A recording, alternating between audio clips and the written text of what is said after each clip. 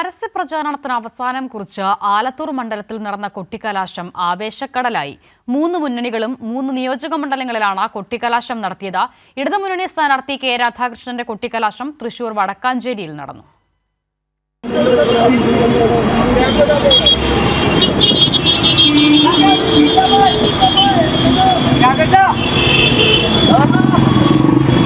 ചെങ്കൊടിയും ചുവന്ന ബലൂണും പ്ലക്കാർഡുമേന്തി വടക്കാഞ്ചേരിയെ ചുവപ്പണിയിച്ചായിരുന്നു ആലത്തൂർ മണ്ഡലം ഇടതുമുന്നണി സ്ഥാനാർത്ഥി കെ രാധാകൃഷ്ണന്റെ കൊട്ടിക്കലാശം നടന്നത്.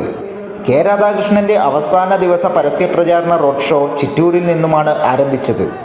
തുടർന്ന് എല്ലാ നിയോജക മണ്ഡലങ്ങളിലൂടെയും നടന്ന റോഡ് ഷോ തൃശൂർ വടക്കാഞ്ചേരിയിൽ സമാപിച്ചു. വൻ ജനപങ്കാളിത്തത്തോടെ വടക്കാഞ്ചേരിയിൽ നടന്ന കൊട്ടിക്കലാശം ആവേശമായി മാറി.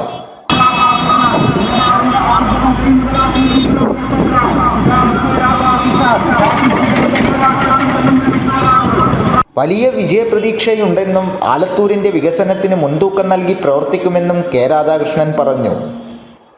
എല്ലാ സ്ഥലത്തും ഇതുപോലെ ജനങ്ങള് വലിയ പ്രതീക്ഷയോടുകൂടിയാണ് ഇടതുപക്ഷത്തെ വിജയിപ്പിക്കാൻ വേണ്ടി മുന്നോട്ട് വരുന്നത്.